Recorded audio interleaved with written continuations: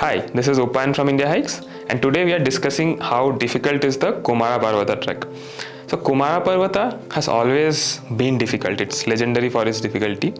But earlier we used to do it in 2 days from Kukke. We would start from Kukke, camp at Battaramane, next day go to the peak and come back to Kukke.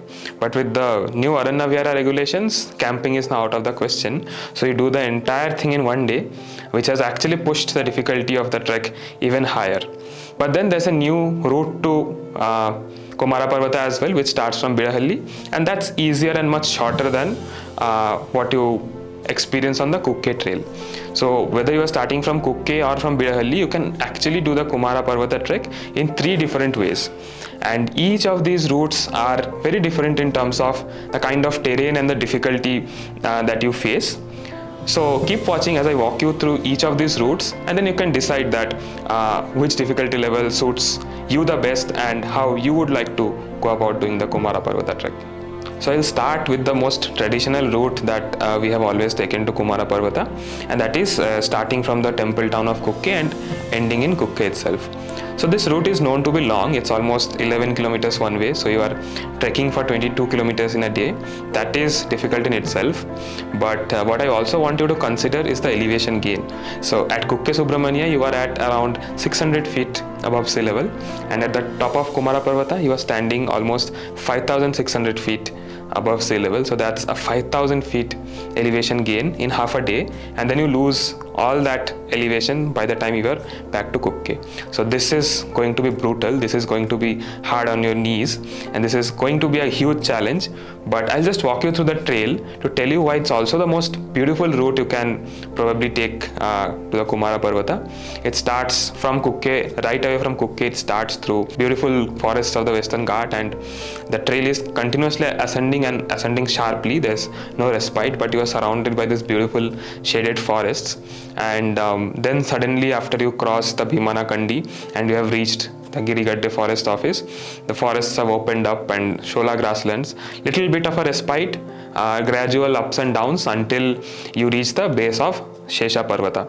And then I think you all know it's the famous climb to Shesha Parvata top. It feels never ending, and you are just walking and climbing continuously for almost 25-30 minutes before you actually hit the top of Shesha Parvata.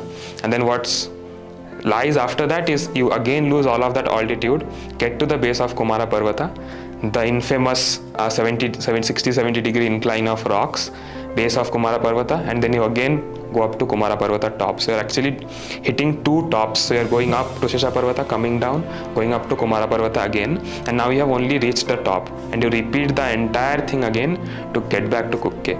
So this 22 kilometer route is the most traditional way in Kumara Parvata has been done, is hands down the most difficult route you can take, but it's also probably the most rewarding with the kind of variety it offers, from the forests, from the open grasslands, and then of course the legendary views from Shesha Parvata top. So take on this route if you are a seasoned trekker, you have done multiple treks in the Western Ghats, know what it entails, are confident of your fitness levels, then I would suggest this route for you. It's a beautiful route, and it's an evergreen route. You can keep doing it again and again without ever feeling tired of it. So now I'll come to the second route, which has only opened up recently after Aranya Vihara has come in, and it starts from the Bidahalli forest checkpost. So this route has actually opened up Kumara Parvata for many trekkers who might not be able to do the Kukke route.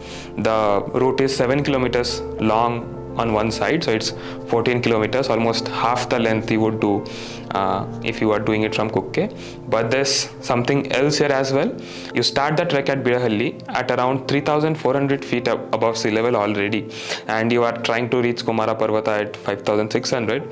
So it's only a 2,200 feet elevation gain as compared to the mammoth 5,000 feet elevation gain that you would face if you are doing it from Kukke. So that makes this route significantly easier than the Kukke route, and the forests on this side are beautiful, exquisite. Yes, Kukke side has its forests, but the forests on the Bidahalli side are something else. When I was doing the trek myself, it almost felt like walking in a Himalayan forest, and somewhere in between there would be these viewpoints that suddenly open up in the forest. So now there's a third way in which you can actually do the Kumara Parvata trek, which is you start your trek from Bidahalli, climb up to Kumara Parvata, and then end your trek at Kukke.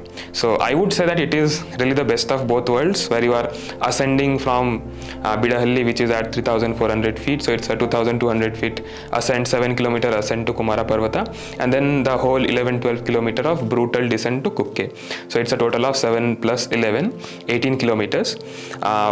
The ascent is of course easier than what it would be if you are doing it from the Kukke side, but the descent is still difficult, because descending or losing 5,000 feet of elevation is not a joke. So it's a little less difficult than what you would have to endure if you are doing it from Kukke to Kukke, but significantly more difficult than what you would face if you are doing it from Bidahalli to Bidahalli. But in recent times, the forest department has also opened up permits that allows you to do the same crossover but in the opposite direction, that is from Kukke to Bidahalli. Of course, distance wise nothing changes, it is still the 18 kilometers of trekking, but what changes is that you are now ascending from the Kukke side, which is the 11 kilometer of continuous ascent where you are gaining more than 5,000 feet. When you are crossing from Bidahalli to Kukke, you actually tackle this elevation on the descent. So, but when you are doing the crossover from Kukke to Bidahalli, you actually have to tackle this very long ascent before you do the descent on the easier side, which is the Bidahalli side. So this makes the crossover from the opposite side significantly more difficult than what you would expect if you are doing the trek from Bidahalli to Kukke. And the one other thing you must factor in is that you will be reaching Bidahalli quite late in the day after your trek, and as it gets late on the Bidahalli side of the trek, the conveyance and the logistics of transport also get quite challenging. So it's a tricky route to choose, but of course if you want to go and explore options out there, you can of course try and do the crossover from Kukke to Somwarpet. But why I say this as the best of both worlds is because with a little more effort you actually see both sides of Kumara Parvata. So you see the forests of Bidahalli, the beautiful viewpoints, and then while coming down you also get to experience Shesha Parvata, the views from there, and end your trek at this famous temple town of Kukke Subramania. So this gives you the entire Kumara Parvata experience, the old and the new, while making it a little easier than what it would be if you are trying to do it from Kukke to Kukke. So personally, that would be my choice. If I were to suggest a route of all these three, I would suggest you do the crossover, because it's it's easier, and second is you get to see both sides of the Kumara Parvata trek. Having said that, it's still an 18-kilometer trek, and by no means is it an easy trek. If you are a beginner, I would suggest that you do some other Western Ghats trek, or maybe you just do the Bidahalli to Bidahalli route, get a feel for trekking in the region, and then go for this trek. So if I were to sum this up, Kukke to Kukke, 22 kilometers round trail, the toughest route you can take to Kumara Parvata. Bidahalli to Bidahalli, 14 kilometers round trail, much easier than the Kukke to Kukke route. And third, the crossover from Bidahalli to Kukke, which sits somewhere in between, difficulty wise sits somewhere in between the Kukke to Kukke and Bidahalli to Bidahalli route, but also shows you both sides of Kumara Parvata and gives you a complete Kumara Parvata experience. So now I think with this information you are reasonably well equipped to choose the route which suits you based on your fitness and your mental preparation levels. But if you have any further questions on how to go about planning the trek, how to get your permits, we have put down detailed documentations. I'll leave a link in the description below. You can go check it out. If you still have any questions, just drop us an email and we are always happy to help.